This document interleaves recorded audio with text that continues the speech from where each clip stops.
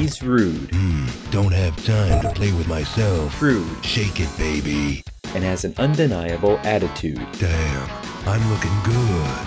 But nevertheless... This pisses me off. What? Damn, you're ugly. Well, that's not very nice. Blow it out your ass. Now you're just being pointlessly rude. Get back to work, you slacker. I will when you leave me the hell alone. It's time to kick ass and chew bubble gum. And I'm all out of gum. Yeah, you go do that. I'm not crying over this. I wouldn't expect you to. Anyway, on this episode of Knee Deep in the Dead, we explore the groundbreaking, legendary shooter, Duke Nukem 3D.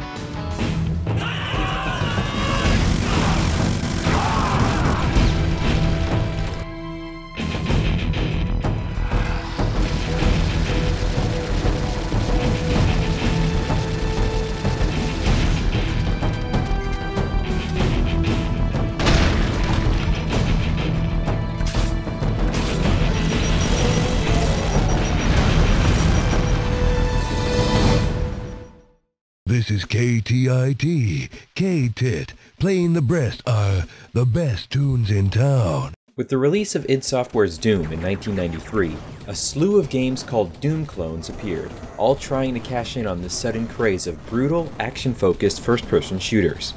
The Doom engine had become the standard development engine for FPSs, a genre id was now the unofficial king of. Apogee Software, the original publisher of id's first major hit Wolfenstein 3D and its not quite sequel Rise of the Triad, had been more or less on the sidelines for years.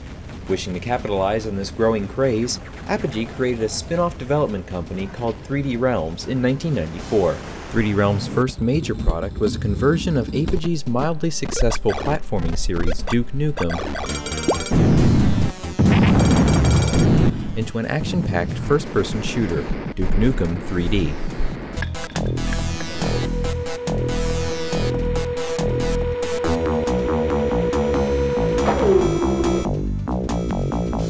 I am back. The game utilizes the build engine, which was a step above id Software's Doom engine and could be considered the pinnacle of the sector-type graphics that truly kicked off with Wolfenstein 3D. The engine was developed by Ken Silverman, and it added to the genre the ability to make slopes. It also improved on the up and down aiming and mouse control added by Star Wars Dark Forces and Marathon, respectively. The technology allowed for the illusion of some of the earliest scripted events in the shooter genre, with collapsing rocks and destroyed buildings. The story of Duke Nukem 3D takes place right after the events of Duke Nukem 2. Duke Nukem, a crude, womanizing badass who saved the human race twice already, is returning home to Earth from his latest alien ass-kicking session when his ship is shot down. Damn, those aliens bastards are gonna pay for shooting up my ride. Crash lands in downtown Los Angeles to find the area crawling with aliens and mutated LAPD cops. He fights his way through LA, a prison, and even partly destroys the San Andreas Fault. Holy shit.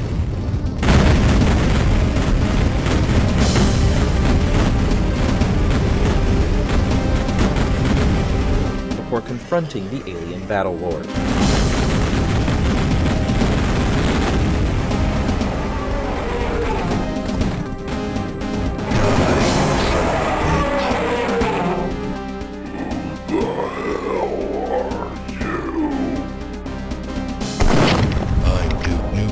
And I'm coming to get the rest of you alien bastards. After discovering the sinister plan of the aliens, Duke takes to space and fights through various space stations and ships, before landing on the moon itself and taking down the alien overlord and dropping a captain's log of his own.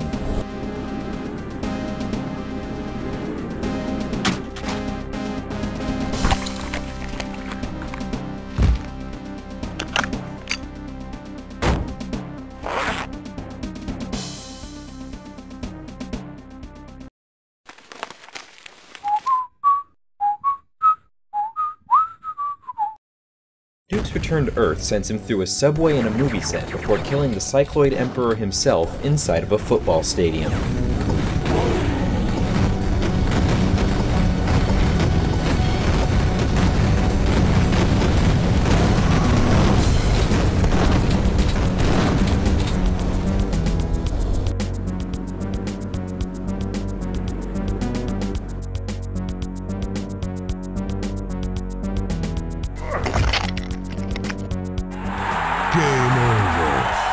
During this journey to save the women of Earth, Duke brutally murders many types of aliens, including the alien assault troopers, who make up the bulk of the opposing alien force, captains, enforcers, and commanders,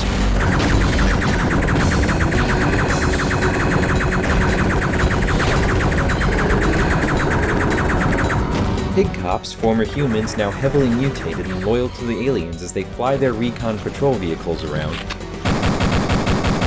Octobrains are hovering, swimming, and all-around pain-in-the-butt enemies who make one of the most annoying noises when shot.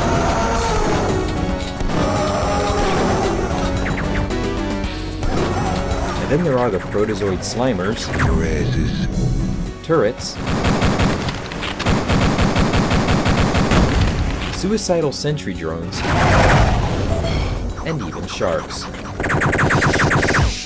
But Duke is able to call upon a variety of trusty firearms to dispatch the alien scumbags, such as his trusty pistol, the always reliable shotgun,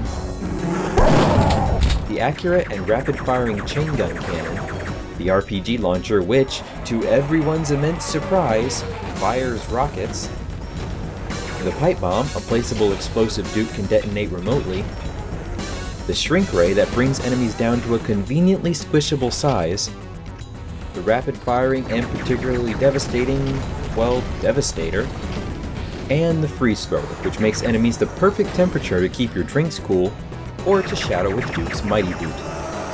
The character of Duke Nukem was mostly a generic action hero stereotype in the platformers. It came to fruition in Duke Nukem 3D.